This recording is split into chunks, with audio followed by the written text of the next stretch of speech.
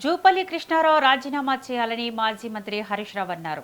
నిన్న బీఆర్ఎస్ ప్రభుత్వం 8 లక్షల కోట్లు అప్పు చేసిందని, ఈ రోజు 7 లక్షల కోట్లు అప్పు చేసిందని అన్నారు. ఒక్క రోజులోనే 1 లక్ష కోట్ల అప్పు తగ్గించారు. ఈ రోజు చర్చకు వచ్చి ఉంటే ఇంకో 4 లక్షల కోట్లు తగ్గిపోయావని హరీష్ రావు అన్నారు. కేటీఆర్ రేవంత్ రెడ్డికి సవాల్ విసిరితే జూపల్లి కృష్ణారావు తనను తెలంగాణ భవన్కు వస్తానని అన్నారని, ఈ రోజు సబ్జెక్ట్ లేక తోకముడిచి వెళ్లిపోయారని హరీష్ రావు ఆరోపించారు.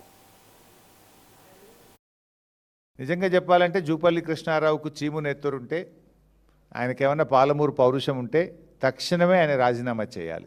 నిన్నేమన్నాడు?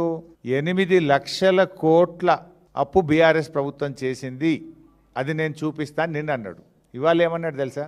ఆయనే 1 లక్ష కోట్లు తగ్గించి 7 లక్షల కోట్ల అప్పు చేసిందని ఇవాళ మాట్లాడింది. నిజంగా చర్చ జరిగుంటే 3 లక్షలకో 4 లక్షలకో ఒప్పుకునేవాడు, ఇంకో 3 లక్షలు తగ్గేది చర్చ జరిగి ఉంటే. ఆ వీడియో ఒకసారి చూద్దాం.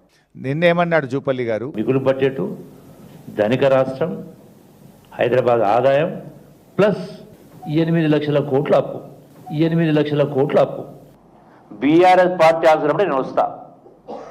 నేను చెప్పింది అబద్ధమైతే నేను పొద్దున్నే రేపు స్పీకర్కు రాజీనామా ఇస్తా. సుమారుగా 7,30,000 కోట్ల అప్పు చేసి రుజువు చేస్తే, రుజువు చేయకపోతే నేను రాజీనామా చేస్తాను. నిన్న 8 లక్షల కోట్లు అన్నాడు, ఇవాళ 7 లక్షల కోట్లు అన్నాడు. 1 లక్ష కోట్లు ఆయనే తగ్గించింది కదా. మరి నువ్వు రాజీనామా చేయి ఫస్ట్. నువ్వేనో 8 లక్షల కోట్లు నేను రుజువు చేయకపోతే రాజీనామా చేస్తాను. నిన్నటికి ఇవాళటికే 1 లక్ష కోట్లు తగ్గిందా?